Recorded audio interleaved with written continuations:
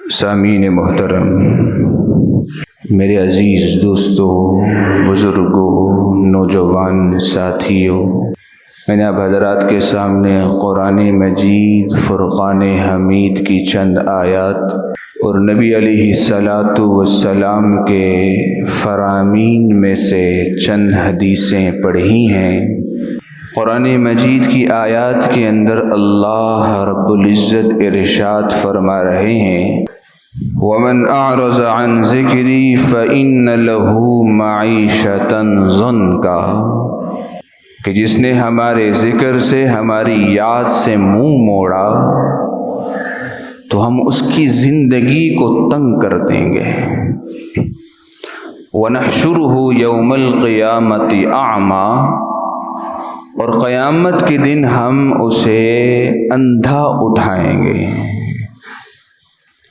قال رب لم حشرتنی اعمی وقد كنت بصیرا، تو وہ بندہ اللہ سے سوال کرے گا، یا اللہ میں تو دنیا میں دیکھتا تھا، ابھی مجھے اندھا کیوں اٹھایا گیا ہے؟ قال كذلك اتتك آیاتنا فنسیتها، تو اللہ رب العزت ارشاد فرمائیں گے، یہ اس وجہ سے کہ ہم نے تجھے دنیا میں اپنی آیات دی تھی، اپنے احکامات دیے تھے، تو نے ان سے منہ موڑا، انہیں بلا بیٹھا۔ وَكَذَلِكَ الْيَوْمَ تُنْسَى، آج ہم تجھے بھلا بیٹھے ہیں۔ تو نے دنیا میں ہمیں بھلا دیا، آج ہم تمہیں بھلا بیٹھے ہیں۔ قرآن مجید کی دوسری آیت کے اندر اللہ رب العزت ارشاد فرما رہے ہیں، وَأُمْلِي لَهُمْ،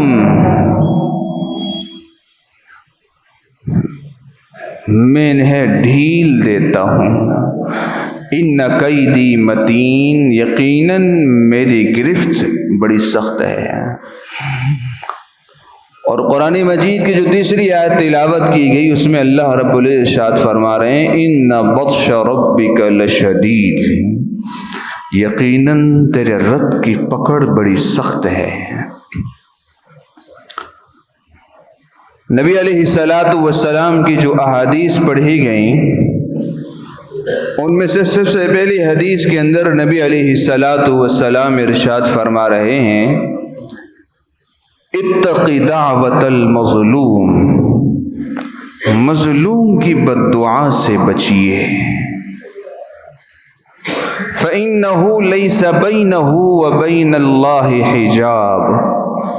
اس لیے کہ مظلوم کی بد دعا اور اللہ کے درمیان کوئی پردہ نہیں ہے۔ مظلوم کی پکار اور اللہ کے درمیان کوئی پردہ نہیں ہے، فوراً قبول ہو جاتی۔ اور نبی علیہ الصلاۃ والسلام کی دوسری حدیث کے اندر نبی علیہ الصلاۃ والسلام ارشاد فرما رہے ہیں، الظلم ظلمات یوم القیامہ، کہ ظلم قیامت کے دن اندھیروں کی شکل میں ہوگا۔ تو میرے مسلمان دوستو، شریعت مطہرہ کی تعلیمات یہ ہیں کہ ہمارا دین، ہمارا اسلام ہمیں اس دنیا کے ہر قدم پر یہ درس دیتا ہے کہ دنیا کے ہر شعبے کے اندر ہم اللہ کی اطاعت کرتے ہوئے اپنی زندگی کے ایام کو بسر کریں، اس لیے کہ انسان کی تخلیق کا جو مقصد ہے وہ اللہ کی عبادت ہے۔ قرآن مجید میں اللہ رب العزت ارشاد فرما رہے ہیں کہ وَمَا خَلَقْتُ الْجِنَّ وَالْإِنسَ إِلَّا لِيَعْبُدُونَ، کہ میں نے جنات اور انسانوں کو صرف اپنی عبادت کے لیے پیدا کیا۔ ساری کائنات کو اللہ رب العزت نے انسان کے لیے بنایا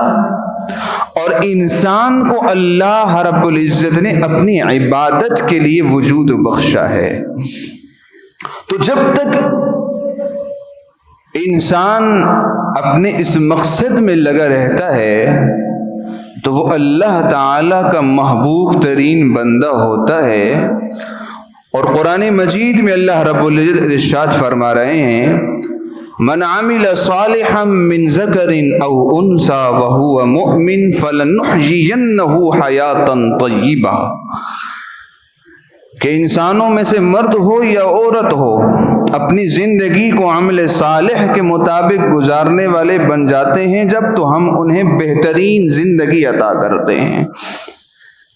لیکن اس کے مقابلے میں جب انسان اپنی تخلیق کے مقصد کو فراموش کر دیتا ہے،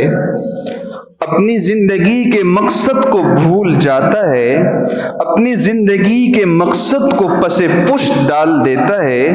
اور اللہ تعالیٰ کی نافرمانی کے اندر جب زندگی گزارنے والا بن جاتا ہے تو اللہ رب العزت اس کی زندگی کو بھی اس کے لیے تنگ کر دیتے ہیں، اور جب اس کی زندگی کا اختتام اور خاتمہ ہوتا ہے تو ایسے شخص کی موت بھی بڑی عبرتناک ہوتی ہے۔ یہی بات اللہ رب العزت نے قرآن مجید کی اس آیت کے اندر ارشاد فرمائی، وَمَنْ أَعْرَضَ عَنْ ذِكْرِي فَإِنَّ لَهُ مَعِيشَةً ضَنْكًا، کہ جو اس دنیا کے اندر میری یاد سے، میرے ذکر سے، میرے دین سے، میرے احکامات سے منہ موڑ کر زندگی گزارتا ہے، فَإِنَّ لَهُ مَعِيشَةً ضَنْكًا، تو میں اس کی زندگی کو تنگ کر دیتا ہوں۔ اور پھر زندگی تک ہی کہانی نہیں، وَنَحْشُرُهُ يَوْمَ الْقِيَامَةِ أَعْمَى، بلکہ اس کی موت بھی عبرتناک، اور موت کے بعد جب کل قیامت کے دن اسے میں دوبارہ اٹھاؤں گا تو دنیا میں تو اپنی آنکھوں سے یہ دیکھنے والا ہوگا، لیکن کل قیامت کے دن یہ اپنی آنکھوں سے دیکھنے والا نہیں بلکہ اندھے کی صورت میں اسے اٹھاؤں گا۔ تو میرے مسلمان دوستو، اللہ تعالیٰ کی نافرمانیوں کی مختلف صورتیں ہیں۔ اللہ تعالیٰ کی نافرمانی کی صورت یہ بھی ہے کہ ہم نماز کو چھوڑ دیں، ہم روزے کو چھوڑ دیں۔ اللہ تعالیٰ کی نافرمانی کی صورت یہ بھی ہے کہ ہم کھلم کھلا گناہ کرنے والے بن جائیں، شراب پینے والے بن جائیں۔ لیکن میرے مسلمان دوستو، ہر نافرمانی ایک دوسرے سے بڑھ کر ہے،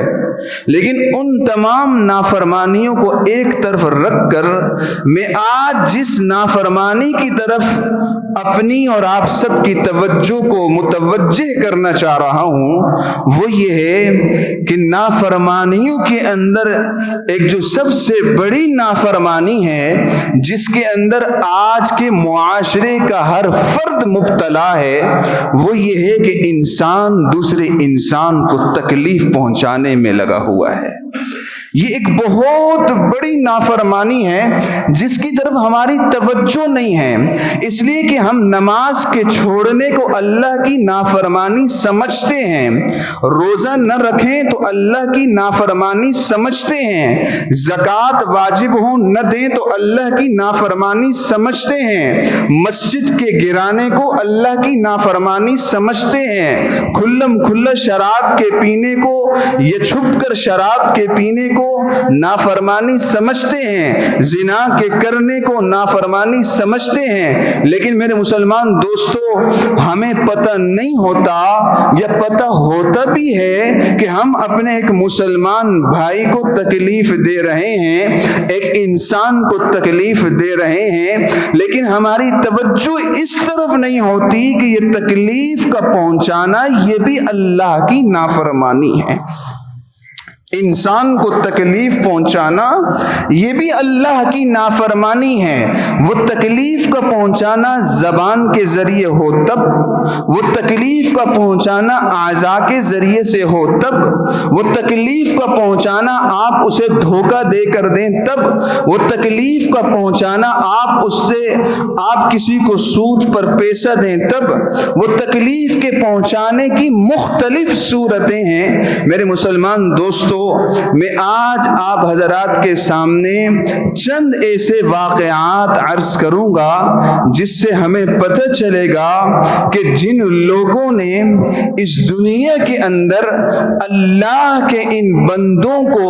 تکالیف پہنچائی ہیں، اللہ رب العزت نے ان لوگوں کی موت کو رہتی دنیا کے لیے عبرت کا نشان بنایا ہے۔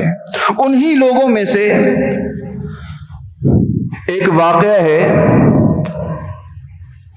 جو علامہ سیوطی رحمہ اللہ نے اپنی کتاب شرح الصدور فی احوال الموتى والقبور کے اندر یہ واقعہ نقل کیا ہے کہ ایک شخص حج کے قافلے کے اندر شامل ہو کر حج کرنے جا رہا تھا، اور وہ شخص پیشے کی لحاظ سے تاجر تھا۔ تو حاجیوں کے قافلے کے اندر شامل ہو کر جب وہ حج کے سفر پر نکلا تو درمیانے راستہ میں اس کی طبیعت خراب ہو گئی۔ تو قافلے والوں نے اس کا بڑا علاج معالجہ کیا، لیکن طبیعت اس کی جانبر نہ ہو سکی، سنبھل نہ سکی۔ تو اسی بیماری کے اندر اس کی موت کا وقت قریب آ گیا اور وہ فوت ہو کر اللہ کے پاس پہنچ گیا۔ تو قافلے والوں نے مشورہ کیا کہ اب نہ تو ہم واپس اپنے بستی میں پہنچ سکتے ہیں اور نہ ہم مکہ مکرمہ حجاز پہنچ سکتے ہیں، اسے یہیں تجہیز و تکفین کر کے یہیں اسے دفنا دینا چاہیے۔ تو ان کے پاس قبر کی کھودنے کے لیے کوئی سامان نہیں تھا، بیلچا، کدال، باقی جو سامان اوزار ہوتے ہیں۔ تو انہوں نے آس پاس کے علاقے میں گھومنا شروع کیا تو ایک جگہ پر انہیں ایک خیمہ نظر آیا۔ جب اس خیمے پر پہنچے تو وہاں ایک بڑھیا تھی جو وہاں رہتی تھی۔ تو ان سے جب یہ تمام کی تمام باتیں شیئر کی اور انہیں کہا گیا کہ آپ ہمیں کوئی بیلچا یا کوئی کدال وغیرہ دے دیں، ہمارے ایک ساتھی فوت ہو چکے ہیں، ہم انہیں دفنانا چاہتے ہیں، قبر کھودنا چاہتے ہیں۔ اس عورت نے اوزار تو دے دیے، لیکن شرط یہ لگائی کہ یہ تمام اوزار اسی طرح بحفاظت مجھ تک واپس پہنچانے ہیں۔ سامان تو دیتی ہوں، اوزار تو دیتی ہوں، لیکن بحفاظت مجھ تک واپس پہنچانا یہ آپ کی ذمہ داری ہے۔ کہا بالکل ٹھیک ہے، سامان آپ تک پہنچا دیں گے، اوزار۔ وہ لے کر آئے، قبر کھودی۔ قبر کے کھودنے کے بعد اپنے اس ساتھی کو اٹھا کر قبر کے اندر رکھ دیا، اور قبر کے اندر رکھنے کے بعد اوپر تختے وغیرہ رکھ کر جب قبر کو بند کر دیا تو یاد آیا وہ کدال قبر کے اندر رہ گئی ہے، وہ کدال قبر کے اندر رہ گئی ہے۔ علامہ سیوطی رحمہ اللہ نے لکھا ہے کہ انہوں نے قبر کو دوبارہ کھودا، اور جب ایک تختہ اٹھایا تو دیکھا وہاں کدال نہیں ہے، جہاں کدال پاؤں کی جانب رکھی تھی وہاں کدال نہیں ہے، بلکہ وہ کدال سر کی جانب ہے، اور اس کی گردن اور ہاتھ اس کدال سے بندھے ہوئے ہیں، اور اس کا جسم پورا سرخ ہے، گویا کہ آگ میں جل رہا ہے، انتہائی تکلیف کے اندر ہے۔ انہوں نے فوراً سے قبر کو وہیں بند کیا۔ بند کرنے کے بعد جا کر اس بڑھیا سے معذرت کی اور کہا کہ آپ کے جو پیسے بنتے ہیں وہ ہم دے دیتے ہیں، وہ کدال ہم آپ کو نہیں دے سکتے۔ یہ قافلہ چل پڑا، حج کر کے واپس جب بستی پہنچا، بستی پہنچنے کے بعد اس شخص کے گھر گئے اور انہیں جا کر یہ پورا کا پورا واقعہ بتایا، اور واقعہ بتانے کے بعد ان سے پوچھا کہ بھائی اس کی زندگی میں کون سا ایسا عمل تھا جس کی وجہ سے اس کے ساتھ یہ معاملہ ہوا۔ تو ان کے گھر والوں نے کہا اور تو ہمیں معلوم نہیں، بلکہ یہ تاجر تھا، اتنی بات ہمیں معلوم ہے، اور یہ تجارت کے اندر پارٹنر شپنگ پر تھا، اس کا ایک پارٹنر اور تھا۔ کچھ عرصے پہلے اس شخص نے اس پارٹنر کو قتل کر کے اس کے حصے کے مال پر بھی خود قابض ہو گیا اور اس کی تجارت پر بھی خوب قبضہ کر لیا، اور اس سے مال کما کر پیسوں کو جمع کر کے وہ اس حج کے سفر پر نکلا تھا۔ تو میرے مسلمان دوستوں، دوستو، یہ واقعہ سنانے کا مقصد یہ ہے کہ آج ہم یہ سمجھتے ہیں کہ ہم اپنے کسی مسلمان بھائی کو تکلیف اور دھوکہ دے کر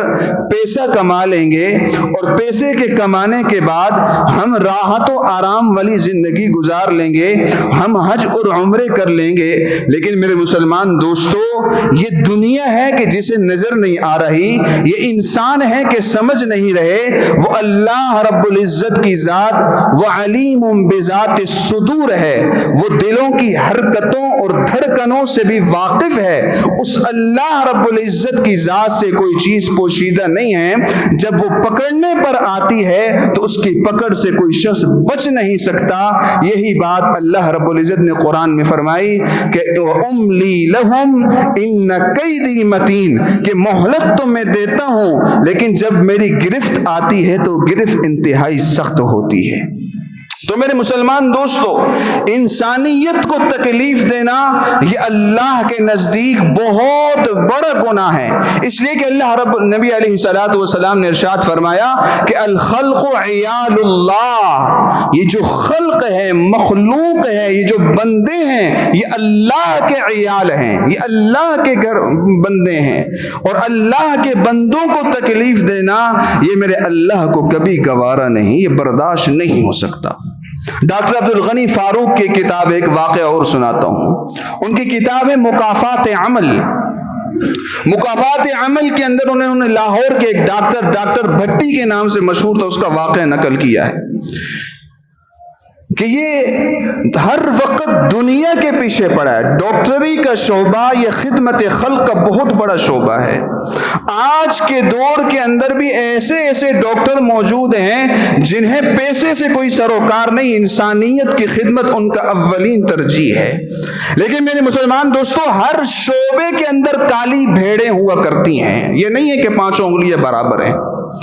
اللہ کے نیک بندے ہر شعبے کے اندر ہیں، لیکن کالی بھیڑیں بھی ہر شعبے کے اندر ہیں۔ انہی کالی بھیڑوں میں سے ایک بھیڑ یہ تھی ڈاکٹر بھٹی لاہور کی۔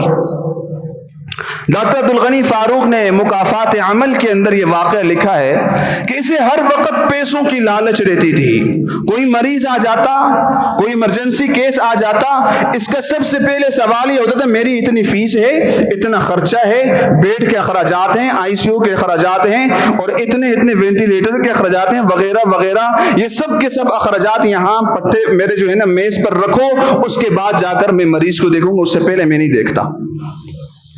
تو اسی طرح کا ایک کیس ہوا کہ لاہور کے ایک اسکول کی چھت گر گئی، اور اس چھت کے نیچے دب کر کافی سارے بچے جو ہے نا وہ زخمی ہو گئے، کوئی تشویشناک حالت کے اندر تھے۔ انہیں اٹھا کر اس کے ہسپتال میں لے آئے، اور اتفاقاً اس وقت ہسپتال میں اس کی ڈیوٹی تھی ایمرجنسی کے اندر، اور اسے کہا گیا ڈاکٹر صاحب ایمرجنسی کیسے اسکول کی چھت گر گئی ہے، چھوٹے چھوٹے معصوم بچے ہیں، انہیں دیکھنا ہے۔ کہنے لگا دیکھوں گا لیکن پہلے میری فیس، میرے اخراجات یہاں ٹیبل پر رکھو، پھر جا کر دیکھتا ہوں، ویسے تو نہیں دیکھتا۔ تو لوگوں نے ایمرجنسی کے اندر جو کچھ تھا انہوں نے لا کر رکھا، اور یہ بھی خرامہ آہستہ آہستہ چلتے چلتے جب ایمرجنسی کی وارڈ پر پہنچا، پہلے بیڈ کو دیکھا، دوسرے بیڈ کو دیکھا، تیسرے بیڈ کو جب اس نے دیکھا مریض کو دیکھتے ہوئے، تو اس کی زمین اس کے جو ہے نا پاؤں تلے سے زمین اس وقت نکلی کہ اس بیڈ پر جو بچہ تھا وہ کوئی اور نہیں، اس کا اپنا بچہ تھا، وہ اس کا اپنا بچہ تھا،